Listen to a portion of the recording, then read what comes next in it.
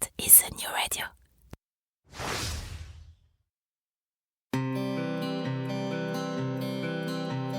Cela fait partie des choses qu'on n'explique pas. Bien que n'y ayant le plus souvent jamais mis le moindre pied, le Québec nous attire. Et peut-être que c'est votre cas.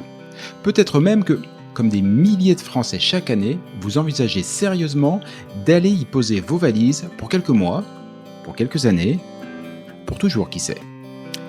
Mais si en avoir envie est la condition première pour réussir votre expatriation, c'est aussi, et de loin, la plus facile. Quelles études, quel travail, quelle région, quelles écoles, quelle durée, quid de la santé, quid de ma retraite, quels seront vos droits, mais aussi quels seront vos devoirs. Et au-dessus de toutes ces questions règne la question fil rouge de tout immigré au Québec. Comment obtenir le permis de séjour dont j'ai besoin? Et puis d'abord, lequel est-ce? Au fur et à mesure de votre projet, d'innombrables questions, des doutes, mais aussi des grandes joies et de belles espérances vont vous submerger. Alors, à l'image de ce que Christelle Colling et ses équipes font au quotidien au sein de l'organisme, ce podcast est justement là pour vous aider, pour vous guider, pour vous informer, parce qu'ensemble, on partage le même objectif, Objectif Québec.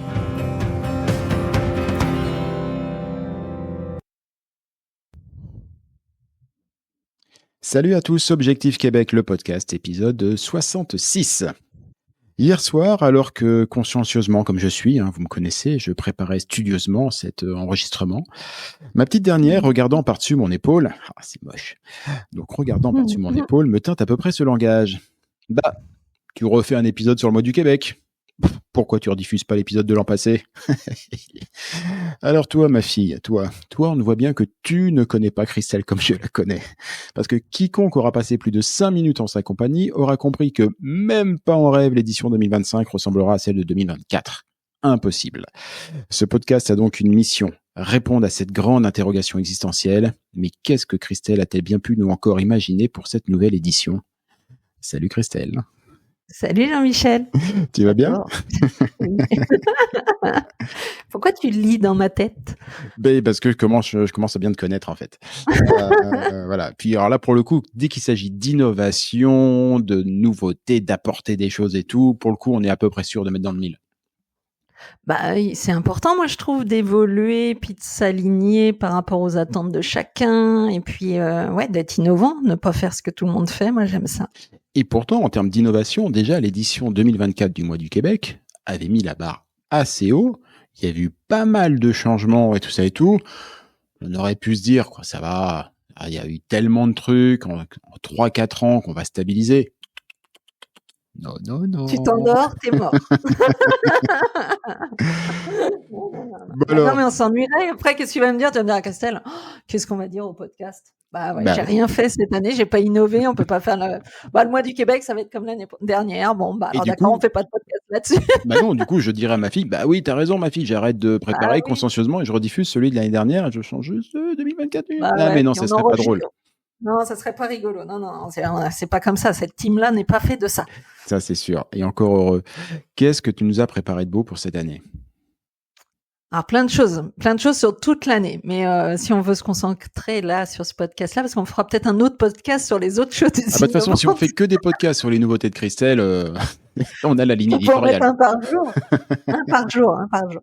Non, mais si on se concentre vraiment sur le Mois du Québec, il va y avoir 8 dates. Et 8 dates dont 6, et ça c'est la grande nouveauté, où on va passer dans des cinémas. Donc ça, j'adore. J'adore l'idée. J'adore l'idée. Et moi donc.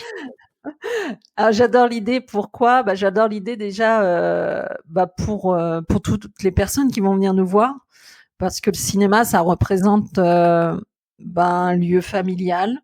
Un lieu où on se sent en sécurité, un lieu de confiance, et puis un lieu habituel aussi.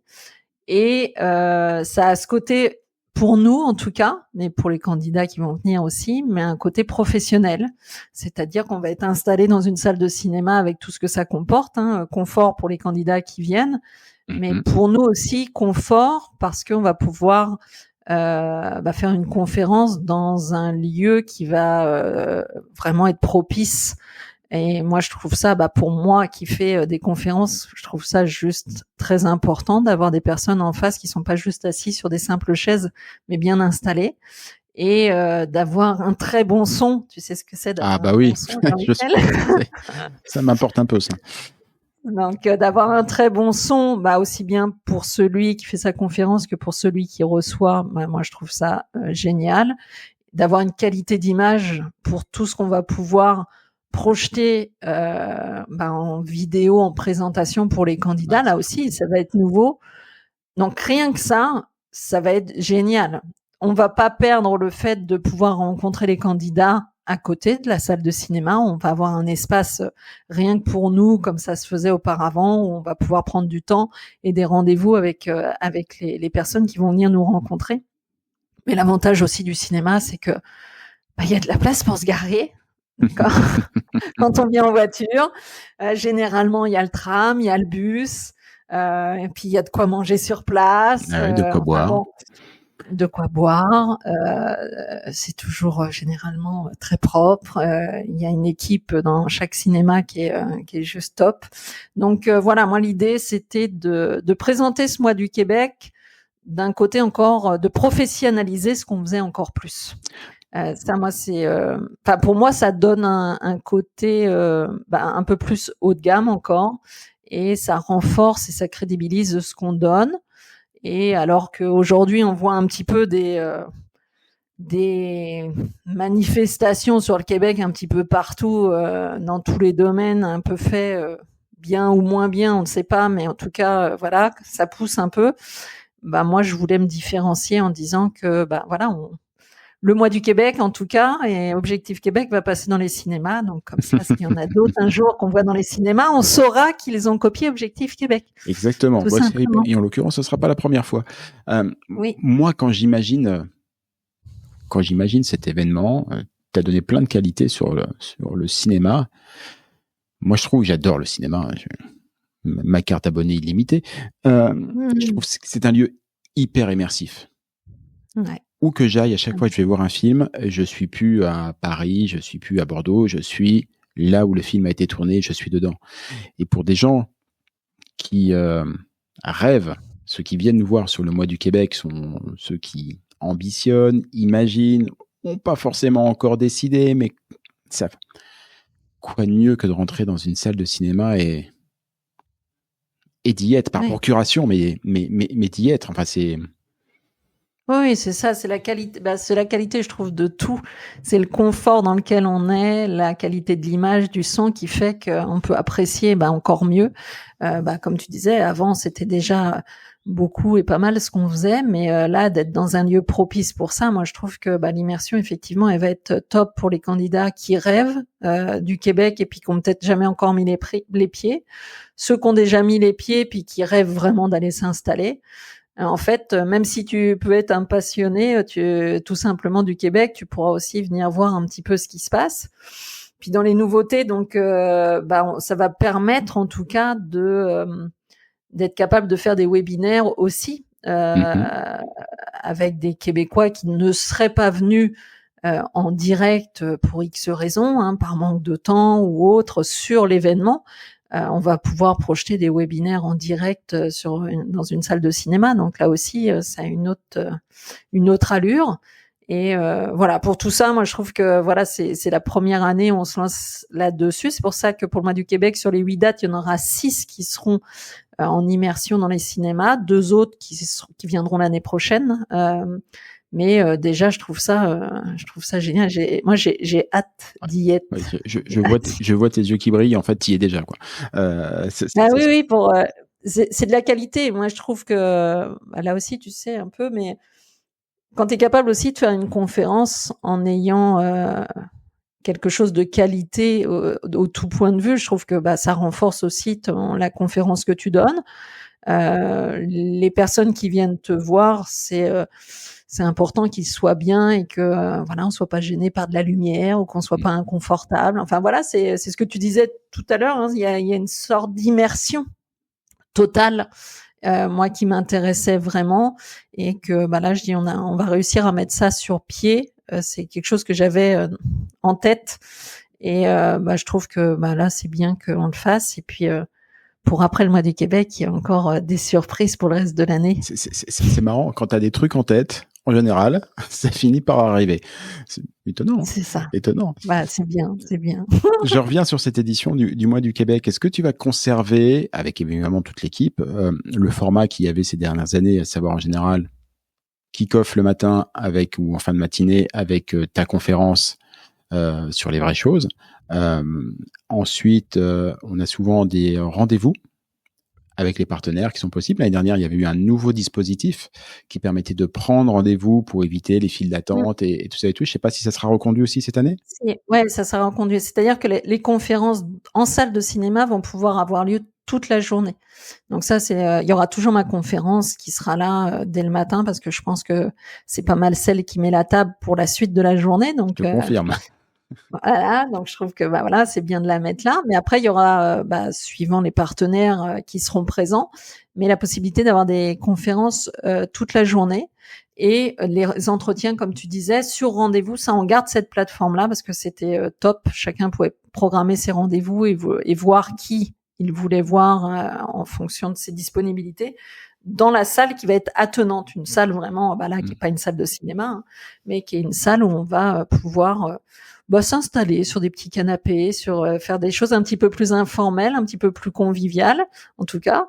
Et je trouve ça sympa d'apporter ça, mais c'est toujours qualitatif, en tout cas. C'est ça. Et en plus, en termes de contenu, du coup, avec les conférences plénières, les webinaires, comme tu disais, ça va permettre à tous ceux qui vont venir nous voir, quels que soient les rendez-vous qu'ils auront pris, de pouvoir switcher de l'un à l'autre. Exactement. Et de vraiment faire en sorte que leur visite sur le mois du Québec soit...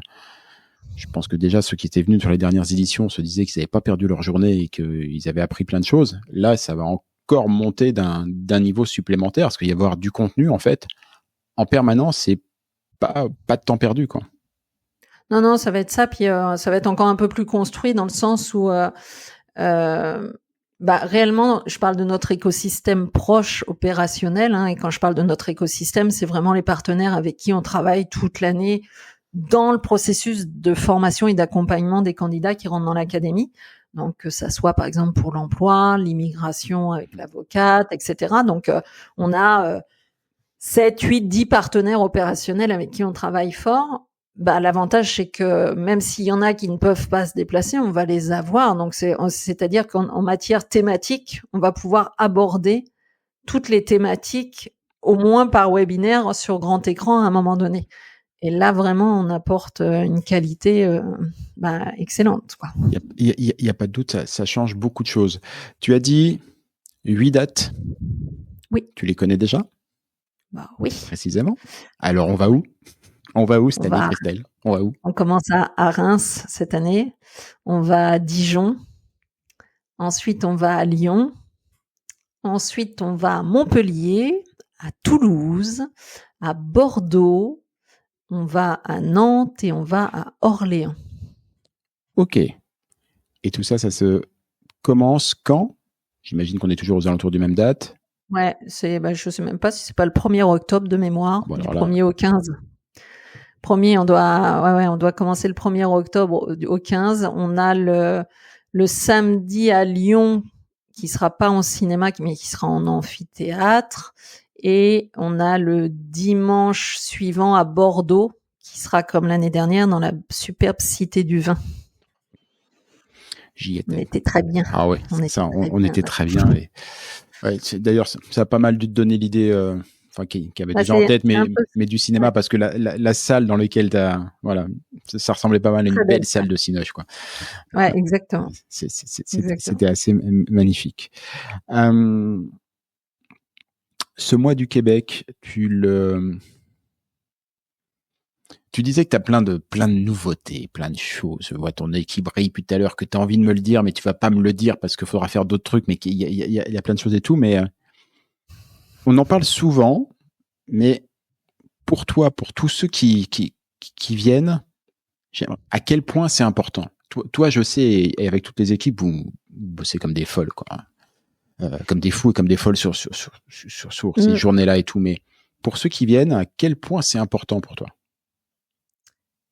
C'est important parce que, comme toi, Jean-Michel, je suis française et oui, je vais être capable très bien de parler de ce qui va se passer pour les Français quand ils vont arriver au Québec et de parler du Québec. Mais je crois qu'il y a quelque chose encore plus qui m'anime derrière ça, c'est que les Français ne se fassent pas avoir. Tu sais très bien tout ce qui peut se passer autour de l'expatriation et de l'immigration. Et quand on est dedans, on connaît tout ce qui peut se passer. Et je crois que j'ai encore plus à cœur d'être là pour les Français dès le début pour leur dire, quand je dis mettre la table, quand je dis que ma conférence c'est est-ce que vous êtes... Oui, mais c'est vraiment dire... Vous mettre dans un lieu sûr, vous dire là vraiment il n'y a pas d'arnaque, il n'y a pas de choses. Faites attention, il y a plein de choses. Il y a plein de leurres partout que vous n'allez absolument pas voir dès le début. Ça va venir, vous allez vous en apercevoir, mais des mois après en disant ah mince, si j'avais su. Mais c'est que moi je le sais en fait. Je sais que vous allez vous dire ça si vous suivez pas les conseils et ce qu'on vous dit parce que quand je dis il y a plein de leurres, il y a plein de choses qui se font sur le territoire, il y a le français, comme il sait pas, il va partout, il écoute, il regarde, il se tape partout, il sait plus, il est content et moi j'aimerais vraiment créer ce lieu-là. Et c'est pour ça que je dis qu'après le mois du Québec, il va y avoir d'autres choses qui vont se passer toute l'année. C'est vraiment pour proposer un lieu sécurisé aussi aux Français. C'est-à-dire que quand vous venez au mois du Québec, vous ne pouvez pas tomber sur quelqu'un qui va mal vous accompagner. Et ça, moi, je trouve que c'est important. Parce que quand tu vas dans un salon grand public, quand on fait les salons pour l'emploi, étudiants ou autres, et même les salons Québec, Canada, où c'est grand public, on a affaire à beaucoup de commerciaux, on va pas se mentir. Et puis le problème, c'est qu'on n'est pas capable de les identifier. On a tous fait ce chemin-là à un moment donné, toi, moi. On rentre dans une pièce, on est content parce qu'on entend parler québécois et tout ça, mais on sait pas finalement ce qu'il y a derrière. On sait pas. À l'inverse, Objectif Québec a travaillé très très fort pour proposer un événement sécurisé. Et ça, moi, c'est ce qui me tient encore le plus à cœur pour pas que le français tombe dans certains pièges. Donc, l'amener en se disant, quand vous allez être là, forcément, on va répondre à toutes vos questions. Mais ça va être moi, en tout cas, c'est ma principale préoccupation. C'est de dire comment on peut apporter au moins, quand je disais mettre la table, c'est la vérité, comment on peut vous mettre bien la table pour qu'après on puisse commencer à voir ce qu'il y a au menu et puis comment bien faire les choses, mais en mangeant bien. C'est ça qui m'intéresse, quoi. Rendez-vous, les amis, à partir du 1er octobre, si je me souviens bien, sur une petite tournée qui va faire le tour de la France, le mois du Québec, avec 6 dates dans les cinémas. Oh, j'ai envie de faire la grosse voix des bandes annonces. This fall, in your movie theater. Crystal Calling. Il va y avoir des choses à faire. Va y avoir des... Ça va être chouette. Franchement. Mais tu sais qu'en plus, dans chaque cinéma, ils vont faire une petite promo pendant une semaine sur grand écran devant les films pour dire qu'on viendra là et tout. Donc ça va être sympa.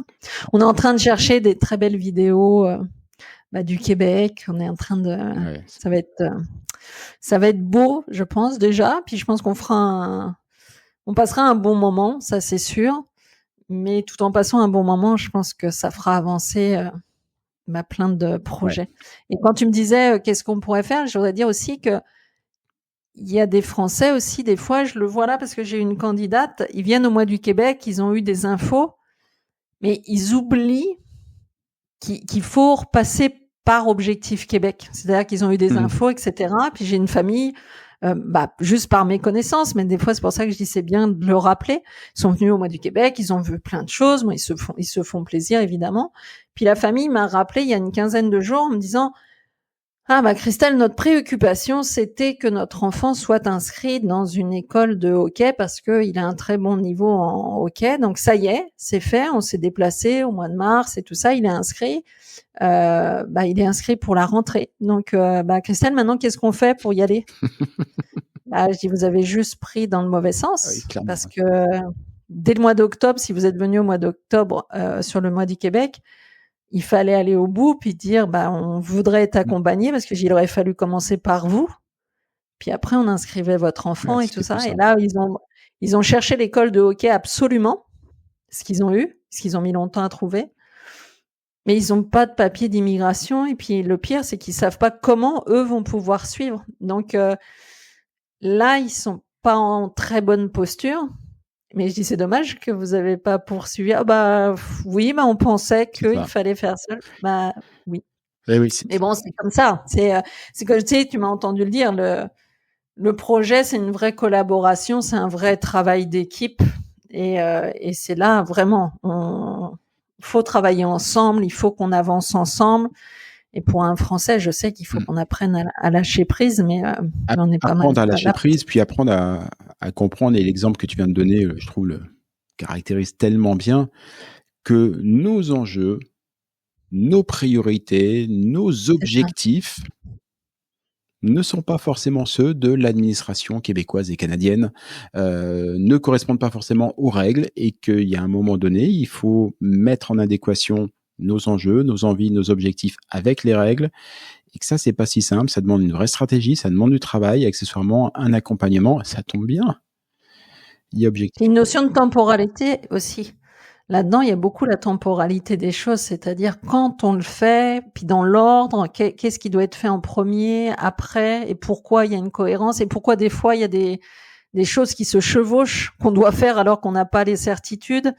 Et c'est tout ça qu'on apporte, parce que je le dis toujours, on peut regarder sur Google la partie immigration ou la partie justement inscrire ses enfants, mais ça nous donne pas cette notion de temporalité, puis cette notion de personnaliser propre à son projet. Donc ça m'a fait de la peine pour eux, parce que peut-être ils vont devoir en tout cas repousser, mais nous on pourra pas les accompagner en 3 mois de temps, c'est sûr. Donc c'est dommage. Non, c'est dommage. Ouais, surtout vu les. Et enfin, le mois du Québec sert à ça aussi, c'est-à-dire que on est peut-être aussi là pour éduquer un petit peu, et puis pour, comme tu l'as dit, si justement il y a tellement de choses à prendre en compte que son propre projet ou son envie, que venez au mois du Québec, mais venez en pleine conscience avec vos yeux d'enfant vers le Québec, mais avec ce côté collaboratif de comment on fait les choses pour bien y arriver, quoi. C'est un point de départ, le mois du Québec. C'est ça. C'est un superbe point de départ. Ça va être encore plus superbe cette année parce que ça sera dans le cinéma et tout, ça va être super. Mais c'est un point de départ. Et ça nécessite après de travailler, de se revoir, de continuer. Après, on passe sur des plus petits écrans, on est en mode visio, voilà, on travaille et tout ça, ce sera moins cinéma. Mais voilà, venez au mois du Québec à partir du 1er octobre. Il y aura d'autres nouveautés. Voilà, il y aura peut-être même des trucs sur le podcast. On en parlera un peu après. Voilà, mais voilà, on vous dira tout ça, vous inquiétez pas, soyez pas trop impatients, mais d'ores et déjà, allez régulièrement sur le site lemoisduquebec.com, vous allez voir les dates et ainsi de suite, vous aurez bientôt les formulaires pour vous inscrire, réserver et tout, ça va se faire au fur et à mesure. C'est ça. Mais lâchez pas l'affaire, parce qu'en général, il y a du monde et les places partent vite. Ouais, je pense que les inscriptions, je sais pas, c'est les filles de la com qui s'en occupent, mais c'est vers le mois de juin, fin juin, je pense que les inscriptions commencent, donc ça s'en vient, comme on dit, ça s'en vient. Ça s'en vient, c'est bon. Merci beaucoup. Et tu seras là, Jean-Michel, sur je compte bien, faut qu'on check les dates, ma Christelle et tout ça et tout, mais a priori, moi. Ça sera bien de faire un podcast au cinéma. Ah, mais si tu me prends par les sentiments, forcément. Voilà. Non, mais on organise ça. Ah oui, va falloir organiser ça et tout ça et tout. Faut réfléchir. Ça fait partie des petites choses qu'il faut réfléchir. Mais oui, un podcast au cinéma. Mais moi, le kiff. Mazette. J'en rêve déjà. Merci beaucoup, Christelle. On se reparle de tout ça et du reste. Et à très bientôt. Bye bye. Ciao, ciao.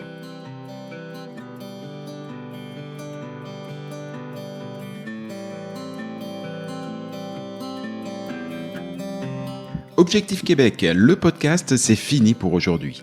Si vous y avez appris des choses, si vous avez toujours envie d'immigrer au Québec, et si vous êtes vraiment motivé, je ne saurais trop vous conseiller de prendre contact avec Objectif Québec.